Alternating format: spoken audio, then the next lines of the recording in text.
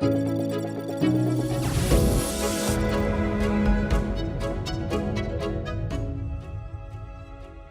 och välkomna till Investor Update. Idag med gruvbolaget Arctic Minerals. Ett bolag som med de senaste publicerade fyndigheterna från Hennes, viken eller Hennes Bay som bolaget ofta refererar orten till, är ett av få på svenska börsen noterade rena silver- och kopparprospekteringsbolag.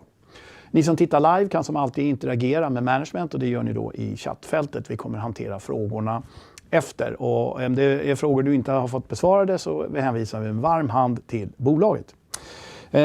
Och även om Peter George talar och skriver på svenska så kommer presentationen nu att fortsätta på engelska. Hello Peter, how are things in Perth? Good to see you again, Carlo. Yeah, it's a little bit wet over here at the moment, so I do apologise if my internet starts to get a bit hacky, but hopefully we'll be all good. All right. Well, looking forward for this presentation, so Peter, take it away. Yeah, great. Thanks very much, Carlo. Look, I'm very excited to be presenting today. And look, as per our announcement out last week, the potential upside for our Hennes Bay project really is massive. And look, I strongly believe that we have a wonderful opportunity to bring the next Nordic copper and silver mine into production at a time where peak copper is really putting serious pressure on supply and price side. And I would go as far as to saying that our timing is as good as it gets. So just moving on to the disclaimer. Sorry, Carl, if you could just go back one. Just quickly on that. So this is the same one that I use on all of our presentations. So please take the time to download this, especially with regards to any forward-looking statements that I might make. But a quick comment on the board and advisory panel. And look, I'm very fortunate to have such a group of highly driven and technically proficient professionals at my side. Some changes are proposed at this year's AGM, with the main one being that Peter Walker will be standing down as non-executive chairman, and Robert Behetz is going to be taking on that role. But don't fear, we're not going to be losing Peter's expertise. He's going to remain on the board as a non-executive director, and having access to both of these gentlemen and their proven ability, to add significant shareholder value is vital to our chances of success going forward.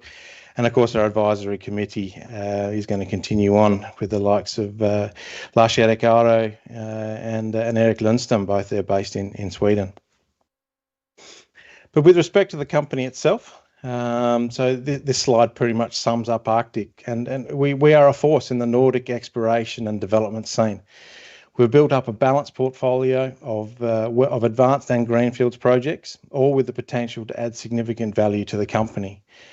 So with two advanced copper, silver and gold exploration projects at Bidjavaggi and of course our flagship Hennes Bay project, we already have a top 5 Nordic undeveloped copper project on our hands and plans to get these projects into production. But we also have 3 greenfields copper projects that have drill-ready targets in some of the most prolific metal-producing regions of the Nordics. All of this at a time when I believe that we have reached peak copper. So, peak copper. Look, there's a lot of information to unpack on this slide from a perspective on copper itself. And I guess I could draw your attention to the diagram on the left there, projected copper supply versus demand. And I suppose whenever I get annoyed when the share price starts to slide, I always bring myself back to this diagram and its main message, and that is that as an industry, we have reached peak copper, which simply means that I don't believe we will ever be able to supply the world with the copper metal and silver, for that matter, that it requires.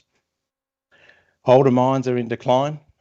So we have the grades have drastically fallen, over 50% decrease in the last 30 years. And we need to produce, we've only produced 0.7 billion tonnes of copper has been mined in human history up to this point in time. But we need to increase that. There needs to be double that amount, 1.4 billion tonnes of copper needs to be produced to reach net zero by 2050. And to meet an increasing supply gap, global mine output must increase by that 16.7 million tonnes a year over the next 3 decades, starting today. And that new supply, we need new supply. The sheer scale of supply expansion required is daunting. The world either needs 36 new large-scale copper mines, I'm talking about at least the scale of Arctic's, ATICs, or 759 small copper mines, or fivefold increase in output from the world's top 10 producing mines. But for those of you that don't necessarily believe in the green industrial revolution, those numbers that I gave you then, they really don't even take that into account. So we have traditional markets such as transport, construction, electrical grid and electronics. These are the main drivers for those requirements. So the green revolution, with the wind, the batteries and the solar, that just makes it even tougher to meet that demand. And I guess in summary, with Arctic Minerals, we have what the world desperately needs, and I don't think our timing could be any better. On a more regional perspective, the title of this slide says it all. 50% of EU copper concentrate is sourced outside of the EU. Okay, so maybe it isn't that bad on a world sense, but because we import goods into the EU all of the time, but I can guarantee you that not everybody has actually thought about what this means. So copper concentrate is really only around about 30% copper metal. So that means that 70% of what we're importing is waste, and often full of waste that we can't use, that has to be buried somewhere within the EU. Not very environmentally friendly. On top of this, we import about a third of our copper concentrates from as far away as South America. Chile is 12,000 kilometres away from the EU by ship. The shipping industry is a massive polluter of our environment. Again, not a very environmentally friendly solution. We thought we lived in a free trade world, but we don't. I think with COVID, the invasion of Ukraine and the American tariffs, we've proven this. The EU manufacturing industry would be brought to its knees if it cannot purchase its raw materials from outside of the EU. But unfortunately, 50 years of underinvestment in the European mining industry has meant that Europe now consumes around 30% of the world's raw materials, but produces less than 5% of it. We have somewhat deluded ourselves, I think, into thinking that we could save the world's climate by exploring and mining in someone else's backyard.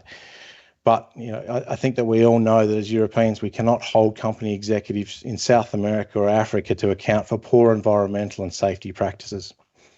And lastly, but I think just as important, is jobs. So I'd argue that a mining job is one of the best jobs to have. I've been in the mining industry for 30 years. Long-term, high-paying jobs in technically challenging roles is the best way to grow your communities and to provide security for your families. Our underinvestment in the EU has resulted in many of these high-paying jobs and technical capabilities being lost to other countries. An awful lot to think about there. We're moving from the macro and EU perspective. A quick recap on our projects before I concentrate on our advanced project at Hennes Bay. Our Börsvärdet project has the potential to be world-class with bonanza grades. An ex-Outokumpu mine originally discovered by Bolaget. It was last mined in the 90s and is in the Finnmark region of Norway. Granted, it has been somewhat restricted in its ability to move forward in recent times due to permitting issues, but we don't believe it'll stay that way forever. With bonanza grades of 18 metres at 2.2% copper and 33.8 grams per tonne gold, and another one at 27 metres at 3.1% copper and 0.6 grams per tonne gold, that the prize at Börsvärdet is too great to ignore. We will continue to undertake low-cost work at Börsvärdet whilst working hard on the permitting issues in the background. And I'll come back to our flagship project at Hennes Bay in the following slides. But we also have our greenfields projects, and these are very important to our well-balanced portfolio. Any one of these projects could be another top 5 Nordic copper deposit. All of them are drill ready, and we are progressing our understanding of each of these projects through further field work in geophysics so that when we are ready to drill them, we can get the best bang for buck out of them. The project that excites me the most out of all of them is the Swan Lake project. We believe that we are onto another copper gold porphyry sitting in between Bolaget's ATIC and Lava projects, two of the largest copper gold projects in Europe. So where it's well known that if you want looking to find another porphyry project, you go and have a look where there are others. So we see great opportunities there. But then on to Hennes Bay project and the exciting developments that we reported last week. Look, again, a busy slide here, but I'd like to draw your attention to a couple of things. So Hennes Bay is a sediment-hosted stratiform copper mineral system. These types of systems are typically characterised as being very large with consistent mineralisation. There are examples of these in production today that total in the billions of tonnes at similar grades to what we have at Hennes Bay. The best example of this within Europe is the Kupferschiefer that straddles Poland and Germany. and that has been mined for 1,000 years or more at depths well in excess of 1,000 metres today. The Hennes project has a starter resource of 55 million tonnes at 1% copper equivalent. So in relative terms to the big projects around the world, this is quite a small tonnage, but we believe we've only just scratched the surface of what we have here. We've tested less than 5% of the tenement package, which we believe sits on top of the best parts of the system itself. And I'll leave you to do your own sums on how big Hennes Bay could potentially be, but we have what we believe is the same mineralised zone popping up at surface over 17 kilometres away from the resource, with grab samples of 1.78% copper and 40 grams per tonne silver. So this is potentially a huge system. But not only do we think that the system is very large, we also strongly suspect that it has the possibility to hold pods of bonanza grade copper, silver, and also gold, not to mention the extremely valuable byproducts of gallium, germanium, vanadium, and rare earth elements. I won't go into these today because they've not been considered within the resource. But the bonanza grade pods, these are a work in progress, but having studied other similar systems around the world, we know that these pods exist, and given the rift structures that we have at Hennes Bay, these are the potential pathways for these bonanza pods to appear, then there's a lot of evidence to suggest that they should also occur at Hennes Bay. So then on to our maiden resource, or our starter resource, as we refer to it at Dingelvik within the Hennes Bay project. And I guess it's important that I probably explain what I mean by the starter resource. And as per the previous slide, SSCs are known to be very large systems. Not only do we have evidence from other projects on this, but we can see this at Hennes Bay as well. As we announced in March this year, we've delineated 55 million tonnes at 1% copper equivalent at Dingelvik. This contains a total metal content of 447,000 tonnes of copper and 37 million ounces of silver, which makes it a top 5 undeveloped copper project in the Nordics. And this resource has been prepared in accordance with the strict rules of the JORC Code and has been undertaken by an independent competent person. So this isn't our opinion, this is a third-party opinion. Dingelvik itself is geographically large already, but its mineralisation is open for more than 10 kilometres to the south and the east. We strongly believe that we can add significant and cheap tonnes to the resource just from Dingelvik itself. I won't go into a lot of the technical data here, but another typical characteristic of SSCs is that given their large size and consistent mineralisation, their inferred drill spacing can be between 500 to 1,200 metres. If you apply this over the 10 kilometres of open and relatively shallow mineralised ground at Dingelvik, you can understand why we believe that we can add bulk and cheap tonnes, especially compared to other forms of the mineralised systems that are available.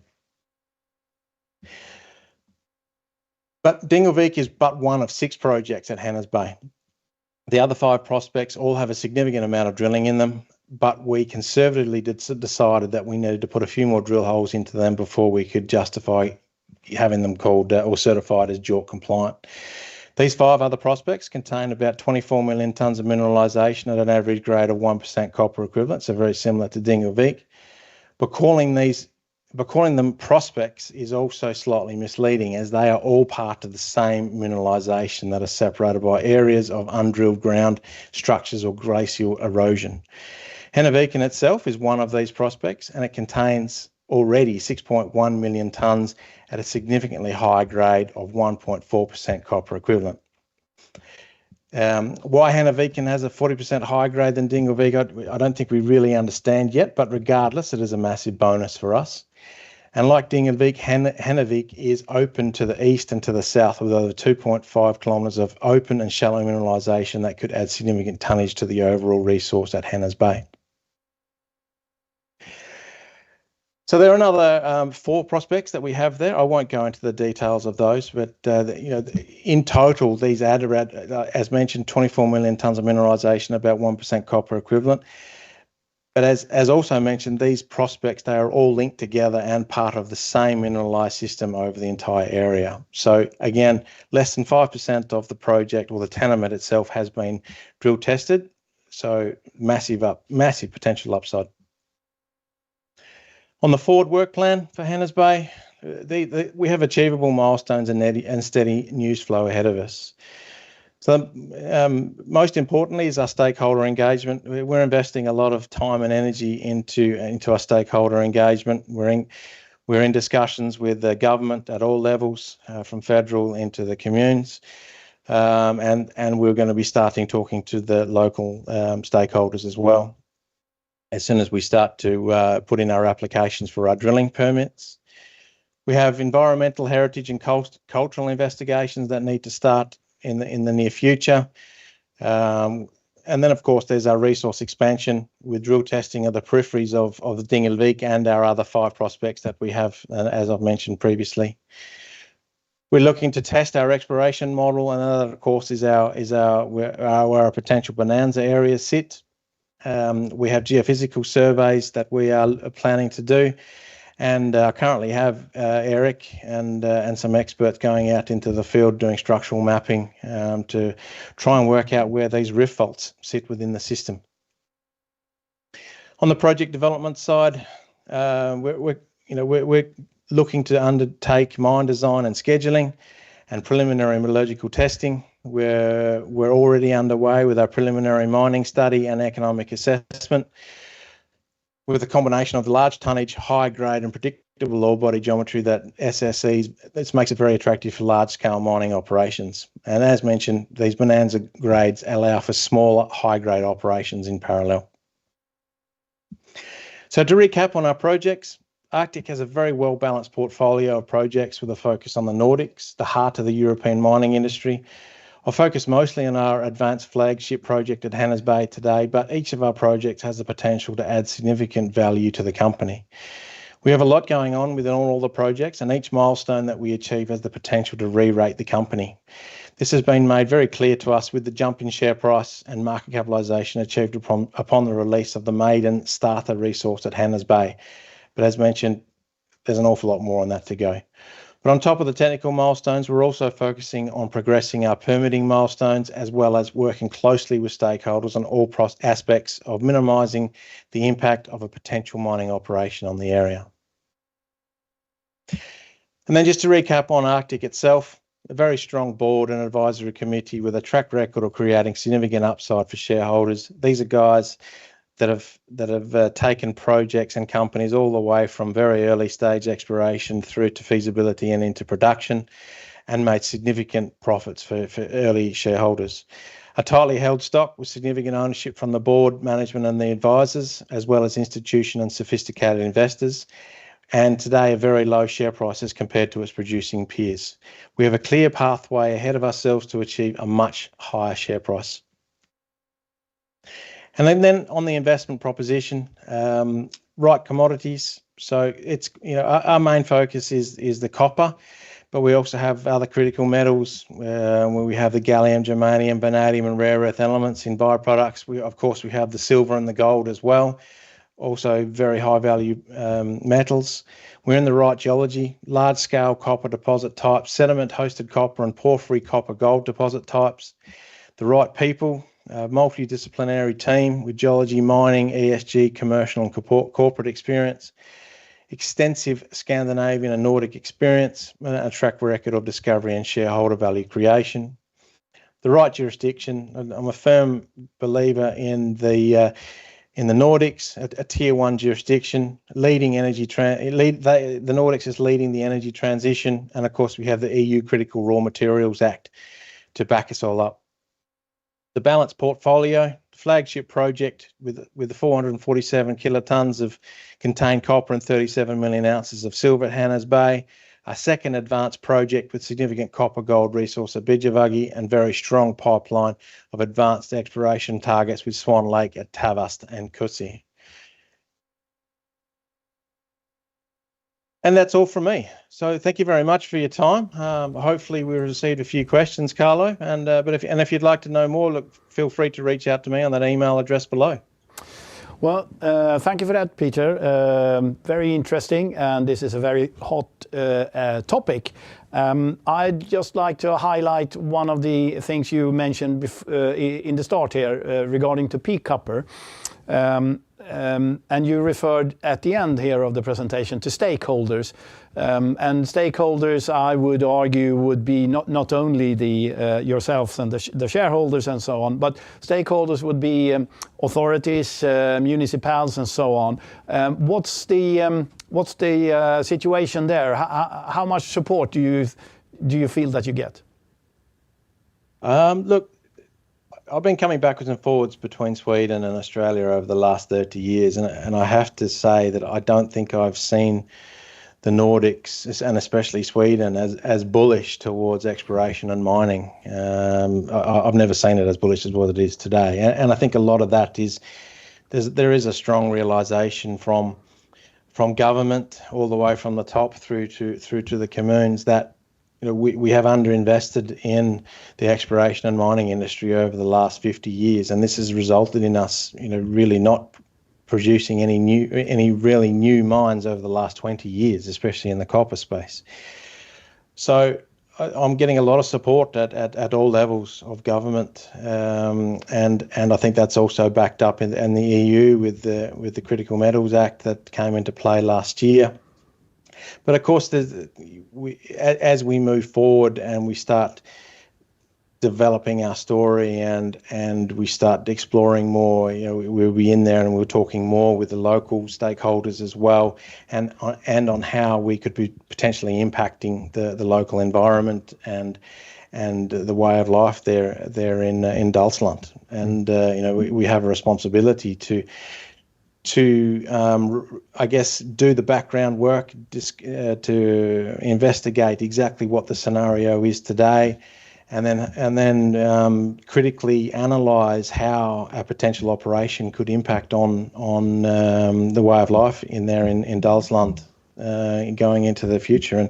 And we like I said, we have a massive responsibility to ensure that things are done in the most professional manner, and I think that's one of the advantages that we have in the Nordics, is that we have the capacity to hold our mining executives to the highest possible standards. Whereas I don't think that you have those sorts of capabilities in some of the Southern American or African states. So one could say that together with the authorities, you will work through red tape in order to get things going. Oh, absolutely. And look, the red tape doesn't scare me. This is a process that I've been through many times, and the team has been through many times. And in fact, we invite it because you need to go to and sometimes extreme levels of detail to determine the current situation and how we could potentially impact. And it is on us as executives to ensure that we do things in the correct manner. And just for us who hasn't been in the mining industry for all our lives here, could you just give us a feel for the time to get a mine operating? And I'm connecting this question to the peak copper from greenfield to brownfield. What are we talking about here? 5 years or 3 years or? Yeah, well, I do have a slide on that towards the back there, if you can find that for me. So look at the activities, milestones and risk mitigation at Hennes Bay. I think, look, this is a typical time frame. So you talk about 5 years in, sorry, go back a couple of slides. Activities, milestones and risk mitigation. I think what's important here is that in a scenario where all things go well, where the permitting goes well, where the drilling goes well, where all the technical studies go well, we could be realistically in a position where something like a Hennes Bay could be up and producing within 5 years. Now, of course, there's an awful lot of things that can happen in a 5-year period that can slow you down, and that there's no promises on all of that. But I think this is a reasonable time frame based upon the best available information that we have today. And each one of and to reach that production phase, there are a whole bunch of milestones that we need to achieve as we go through these particular this 5 year or 5 to 10 year period, I guess we should say. And each time we achieve one of these milestones, the company should be re-rated in value. And I think it's a classic example of that was when we put out the maiden resource or the starter resource at Hennviken, our share price jumped to the moon, which of course we're extremely happy with, and I'm sure most of our shareholders were as well. And there's no reason why maybe we won't necessarily get those larger leaps as we go forward, but there will be re-ratings as we move through each one of these milestones, and these are technical milestones as well as permitting milestones. And of course, we have the exploration permit, or the bearbetningstillstånd, which we need to achieve. I hope to get that achieved in the next couple of years, which will then, of course, move into the mining permit, or the environmental permit, and that will come later. And that's where the requirement to do these high-level environmental and impact statements will come into their own. And so the bottom line here is, if you're a government and you really need to address the peak copper, we need to start yesterday in that respect. Absolutely, and you were seen by the number of small mines and large mines that need to be brought in production around the world to achieve net zero. I'm actually sceptical that we're going to be able to achieve it, but we have to try. And I think having the support from government in being able to achieve this, and not taking shortcuts, because I don't think it's appropriate to take shortcuts, but to ensure that government puts itself under pressure and can deal with the permitting applications in a reasonable timeframe. Mm. And if we look then at Hennes in when it comes to infrastructure and let's say the support you will get there, what's the situation there?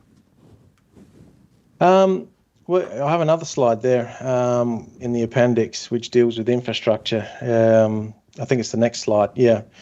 So look, Hennes is actually in a fantastic position. Dalsland is not renowned for being a mining jurisdiction, even though we have the Börsvärdet not too far away. But we have the Stora Strand mine going back into the beginning of the 19th century, or 1900s, I should say.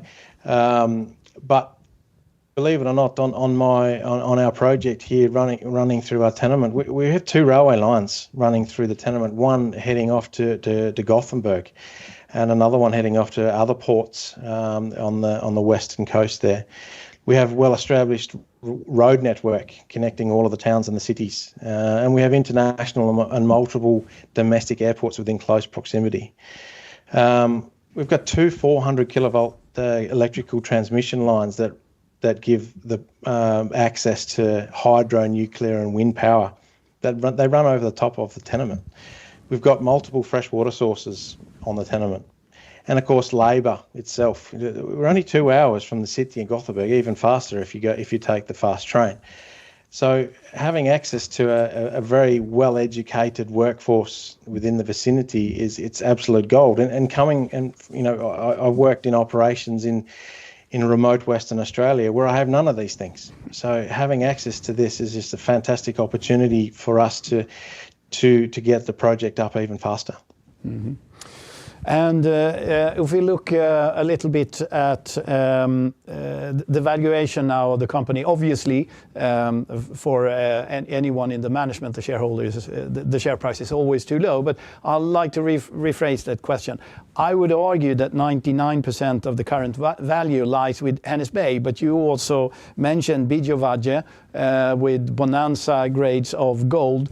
Would it be fair to say that most of the value now in the market is concentrated to Hennes? Oh, absolutely. But I still wouldn't discount any of these other projects. So, and Börsvärdet is actually a really, really nice project, and it's got the potential to be a massive project in its own right. It has had some delays because of the fact that it's up in Finnmark, and the permitting is not as perhaps what we would like it to be. But there are plans afoot to improve that, and I hope that we can bring that back up to where it should be as far as its importance. And then of course we have our other projects as I mentioned earlier, the projects up at Swan Lake in northern Sweden and our projects over in Finland. These are only one drill hole away from potentially demonstrating that they are projects that could also fit into the top 5 undeveloped copper projects within the Nordics. So again, these are not projects to be ignored. Mm-hmm. But I'll take it first thing first, which would be Hennes Bay for the company.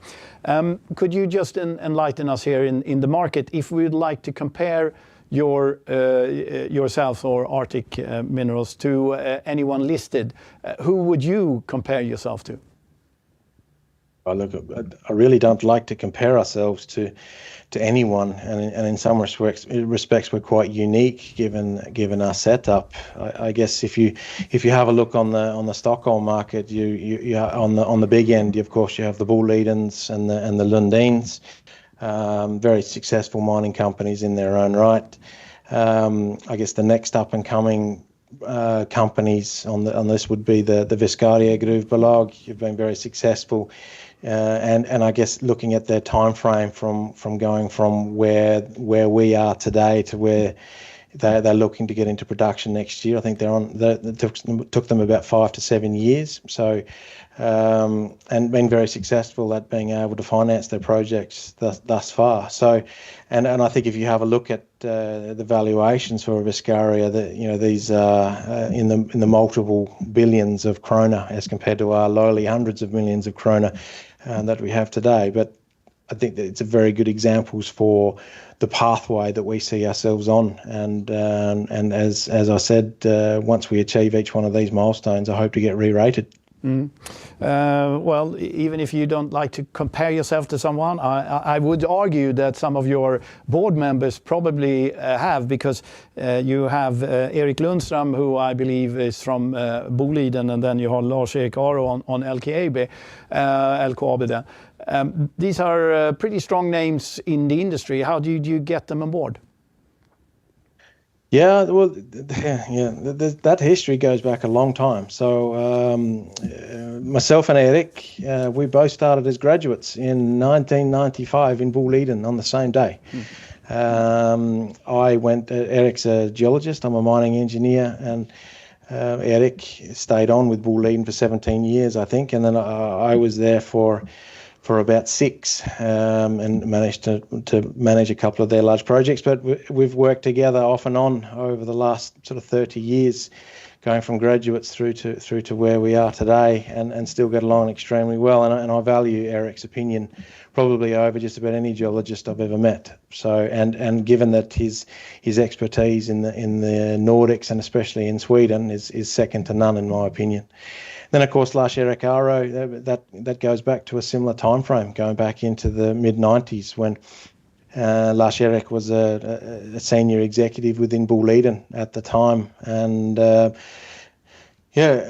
always got along extremely well with Lars-Erik, and we've kept in touch over the years. Of course, Lars-Erik moved on from Boliden and became managing director for LKAB and an extremely accomplished professional in his own right. And then when I told him what we were doing, what Erik and I were doing with Arctic, which of course started with the rare earth energy metals, which is when Lars-Erik got involved, that then turned into Arctic Minerals. Lars-Erik jumped at it and has been a fantastic support for me, and obviously his contact network within the industry is second to none. Mm. So in a Swedish perspective, this is a fairly decent seal of approval. Being a shareholder here, would you consider a bid for the company at this stage? Well, I guess that's an interesting question. Look, you have to be realistic in this world, and everything is for sale for the right price. But I think that the current market capitalization and share price of the company is low, and we have a pathway ahead of us for adding significant value. So put it this way, if there was a bid that came for the company today, it would have to have an awful lot of zeros after it for me to be interested. And the pathway here that will wrap up the question here. What is the next news flow we can expect from you? It's been a very hectic year, I would argue, for you as a mining company, with all the announcements and all the things that you've been doing. What should we be looking forward now going into next year? Yeah, well, we're working hard at the moment. So Eric's on his way. He's probably in the car right now. He's on his way out there with a renowned expert in the structural geological field. They're going to walk all the way from Hennviken or Hennevik all the way over to Strand, which is actually not sure how far it is. I think it's 20 odd kilometres. And they're going to map the structures along the way, trying to work out exactly where these rift faults are, where these potential bonanza zones could be sitting. So we do believe that we can see them sitting below the historical geophysical data that we have, but we need to confirm that with boots on the ground geology, and that's where Eric really comes into his own. Where we're also looking to take advantage of some more modern geophysical techniques to really narrow down onto where some of these potential areas could be. And that will then lead into our applications for our drilling, which we're looking to get into the mines department in the next quarter. So a lot of work there, and that's also going to lead into the drilling, of course, which could well start this year, depending upon how we go with that permitting process. But yeah, like you said, an awful lot of work, and that's just Hennes Bay. So that we have our other projects there, of course, but that's I'll leave that for another conversation. Yes, and as you said, that was just Hennes Bay, and there's more to come, I would say. So thank you, Peter. It's been a pleasure. And if anyone has any more questions, they are free to turn to your webpage and send you an email. Yeah, absolutely. And thanks for the opportunity to talk. Ja. Och då tackar vi er som har tittat och säger på återseende. Tack ska ni ha. Hej.